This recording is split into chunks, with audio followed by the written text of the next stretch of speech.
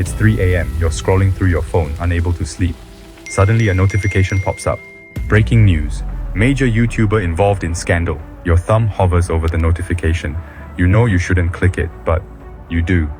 Welcome to the content machine, where every crisis is an opportunity and drama is the new currency. Let's talk about something we all know but rarely acknowledge: the insatiable appetite for drama in the digital age. You've seen it before. A celebrity makes a mistake, a YouTuber says something controversial, or a TikToker gets caught in a lie.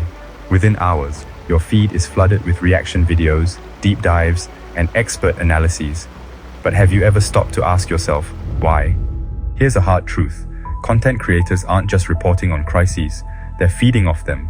Every scandal, every controversy, every public meltdown is like a golden ticket in the attention economy. It's not about informing you anymore. It's about keeping you glued to the screen, outraged, engaged, and coming back for more. Think about it. When was the last time you saw a crisis play out without a swarm of creators descending on it like vultures to a carcass?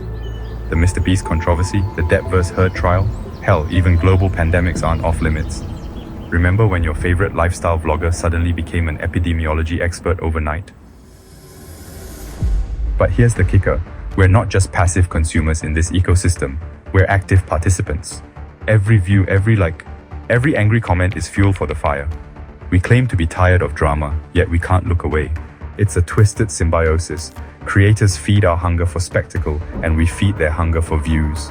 Now, I can already hear some of you saying, but isn't it important to stay informed? Sure, it is. But let's be real. Is watching 20 different YouTubers give their hot takes on a situation really staying informed?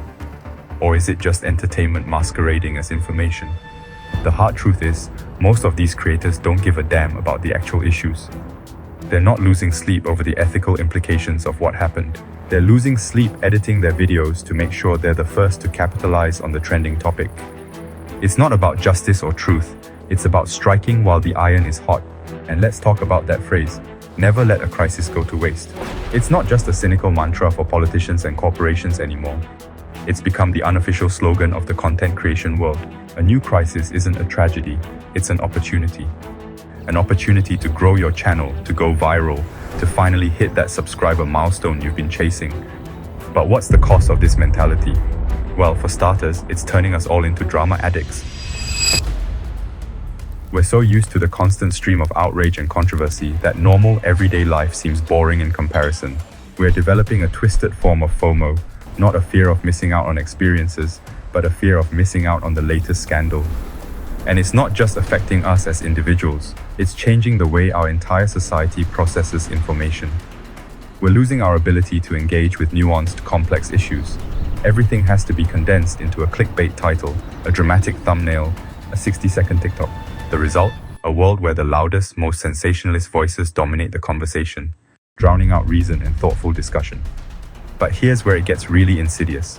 This constant drama cycle isn't just annoying, it's dangerous. It's eroding our empathy. Real people are at the center of these controversies, but to us, they're just characters in a never-ending reality show. And what about the creators themselves? Sure, some of them are cynically cashing in on tragedy, but others are caught in a system they didn't create. They know that if they don't cover the latest drama, someone else will. And in the cutthroat world of content creation, falling behind even for a moment can mean losing everything you've built. So what's the solution? Am I saying we should all delete our social media accounts and live like hermits? Of course not. That's not realistic. And it's not even necessary. What we need is a shift in perspective, both as creators and as consumers. For creators, challenge yourselves to add value, not just noise. Instead of rushing to be the 50th person to give your unique take on a situation, ask yourself, am I actually contributing something meaningful to this conversation? Or am I just exploiting a situation for views? It might mean slower growth, fewer viral hits, but it also means creating content you can be proud of, content that actually makes a difference. And for us, the consumers, we need to be more mindful of what we engage with.